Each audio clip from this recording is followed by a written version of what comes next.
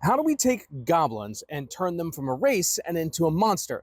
Now, I'm not getting into a giant debate, but I like to alleviate for my players to be able to clearly delineate between something that's monstrous and something that they can negotiate with. So, goblins and goblinoids specifically have always been one of my go-tos.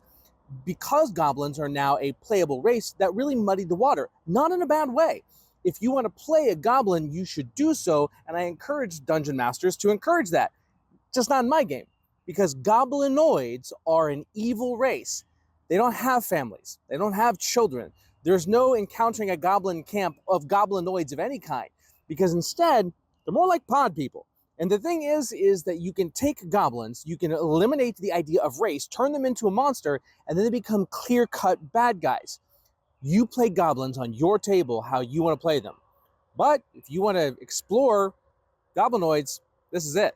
So I encourage you to stick around through this series of videos to actually see what it takes to take a goblinoid as a race and how do you mold that into something kind of grotesque, nasty, and clear-cut bad guys. So that's the series we're going to talk about today is goblinoids.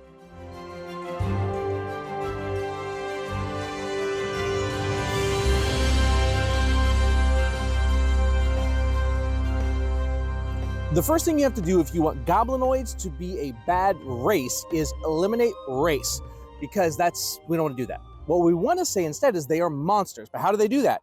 Eliminate the entire idea that they have families. It's no longer cultural. It is purely something that's either demonic, part of their being, their nature, whatever it may be. So the way that I did this was I had goblins, goblinoids specifically. The only way they reproduced was by kidnapping other races, other creatures, and then contorting them, putting in these giant pods that then basically turn them into something evil.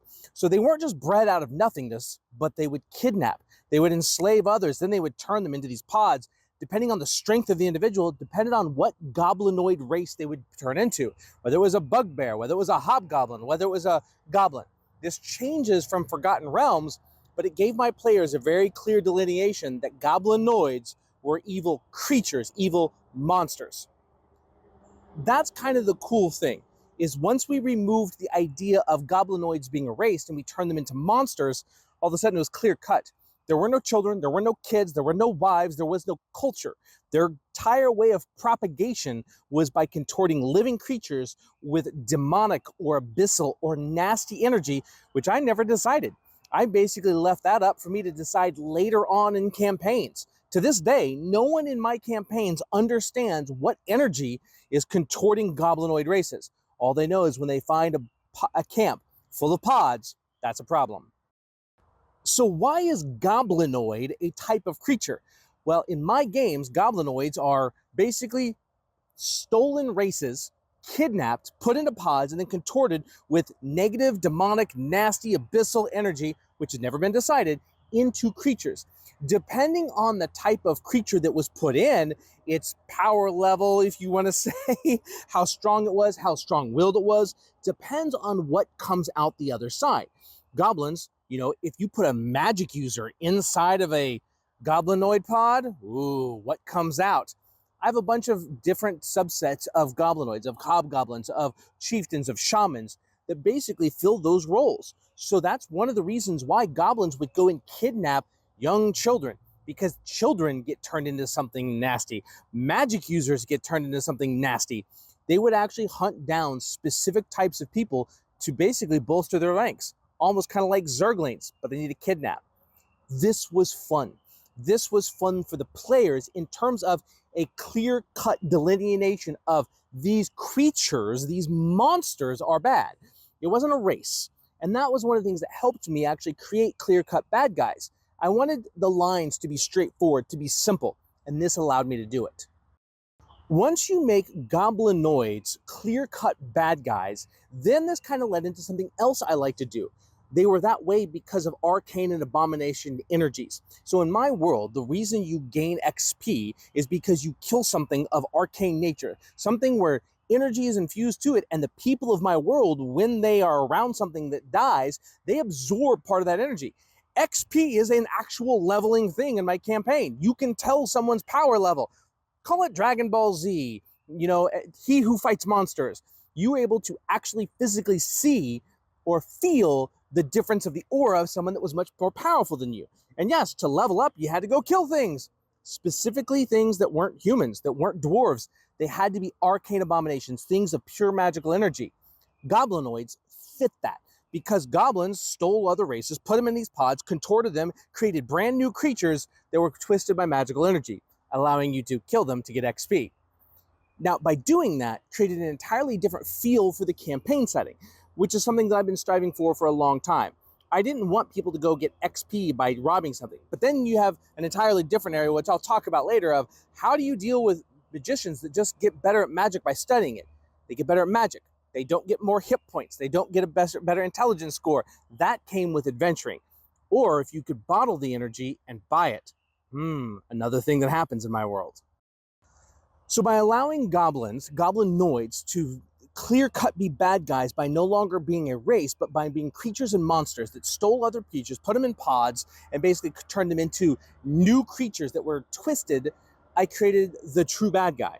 And so very similar to Lord of the Rings, but it was a way for me to have a creature that I liked to use to be a clear-cut bad guy. I didn't put in the kids. I didn't put in the women and children. I didn't leave that moral dilemma. Sometimes I like there to be a bad guy. Goblinoids did that. Now, here's the thing. Let's say you want to do this. Let's say you want a clear-cut bad guy, but you like goblins as a playable race. Reskin it.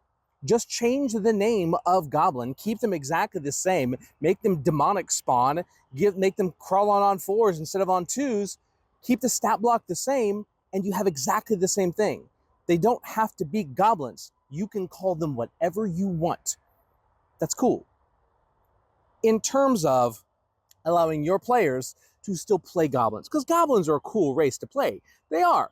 They're awesome. And so if you don't want them to be the bad guys, if you don't want them to be the core evil, that's okay also.